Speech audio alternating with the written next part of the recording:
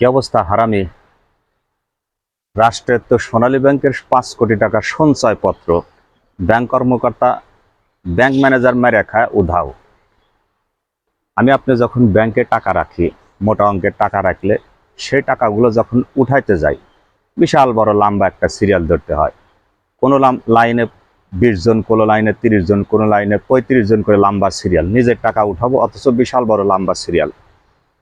কখনো যদি আশেপাশে 2-1টা সিরিয়ালে 5 জন লোক থাকে, যখন এই 25 জন সিরিয়াল থেকে 5 জন সিরিয়ালে লোকে দাঁড়ায়, অসংখ্য ব্যাংক কর্মকর্তা এরকমভাবে চা থেকে দেখে কেন ওই লাইন থেকে এই লাইনে আসলাম। এটা একটা বড় ধরনের অপরাধ। একটু জহরে আজান দিলে যদি টাকাটা তড়ি ঘড়ি করে উঠাইতে চাই, ভাই এখন হবে না, লাঞ্চের টাইম, লাঞ্চের পরে টাকাটা পাবেন। হয়তো 4টা 4:30টার সময় গেলে এই মুহূর্তে হবে না, এখন ক্লোজিং টাইম, এই মুহূর্তে শুধু নগদ গ্রহণ চলছে, এই মুহূর্তে টাকা ডেলিভারি হবে না। আমার আপনার কষ্টের টাকাগুলো যখন সঞ্চয়গুলো ব্যাংকে রাখি, একটা সম্পূর্ণ আমানত, নিরাপদ স্থান ব্যাংক। পাচাটার কোনো সুযোগ নাই, তেল মারার কোনো সুযোগ নাই, এর হক হালালি অথেন্টিক। যে কথাগুলোর ভিতরে কোনো জ্ঞান জাম নাই, প্যারা নাই, সেটাই বলতেছি। টাঙ্গাইল শাখার ভুয়াপুর গোবিন্দ দাস শাখায় সোনালী ব্যাংকের ম্যানেজার শফিকুল ইসলাম রাষ্ট্রায়ত্ত সঞ্চয়পত্র 5 কোটি টাকার সঞ্চয়পত্র মেরে উধাও, বর্তমানে লাপাত্তা। অসংখ্য গ্রাহক যখন তার অ্যাকাউন্টে দেখে, এক চাচা, তার অ্যাকাউন্টে ছিল 10 লক্ষ টাকা। বৃদ্ধ বয়সে, তার কামাই রোজগারের কোনো মানুষ নাই, বাড়ির কিছু জমি বিক্রয় করে সেই টাকাটা ব্যাংকে রাখছে। মাসে মাসে সুদ উঠাইবো আর সে খাইবো, কারণ ব্যবসা বাণিজ্য সে জানে না, বাধ্য হয়ে সে জমি বিক্রয় করে টাকাটা ব্যাংকে রাখছে। ব্যাংকে যা দেখে সেই টাকাগুলো নাই, উধাও। বাড়িতে এসে সেটা বলছে, তার স্ত্রীকে বলছে আমার ব্যাংকে তো অ্যাকাউন্টে কোনো টাকা নেই। স্ত্রী শোনার পর সে স্ট্রোক করে মারা গেছে।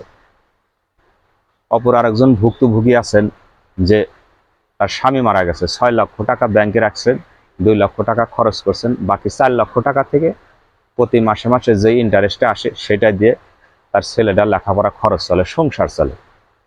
এরকম হাজারো গ্রাহকের টাকা, 5 কোটি টাকা পরিমাণের সঞ্চয়পত্রের টাকা মেরে শফিকুল ইসলাম উধাও।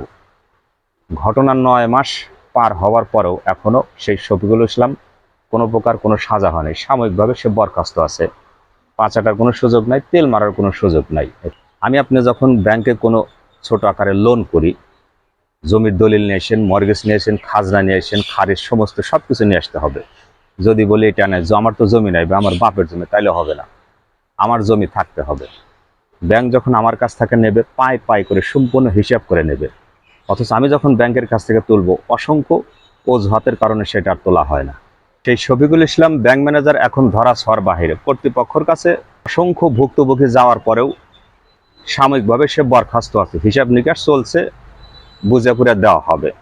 আগের দিনে মানুষ বাড়িতে টাকা রাখলে উই পোকা চাটতো, তেলা পোকা চাটতো, কোলার ভিতরে, হাড়ির ভিতরে, খাটের পায়ের নিচে যখন টাকাগুলো রাখতো, 2-4 বছর পর যখন মনে হয়েছে অমুক জায়গায় টাকা রাখছি, যা দেখে টাকাগুলো তেলা পোকা চাটছে। এখন সেই মানুষ আগের মতোই হয়তো ভাব ধরবে, ব্যাংকে আর টাকা রাখবো না, টাকা বাড়িতে রাখবো, খায় তেলা পোকা, খায় উয়ে চাটুক, তাও কিছু টাকা পাওয়া যায়। অথচ ব্যাংকের টাকা রাখলে যদি এইভাবে কর্মকর্তারা মেরে খায় উদাও হয়, ব্যাংকের প্রতি মানুষ আস্থা হারাবে। সেই ব্যাংক কর্মকর্তা শফিকুল ইসলাম চুলের কাটিং থেকে চশমা সোশ্যাল মিডিয়া তার ছবি আপলোড করে।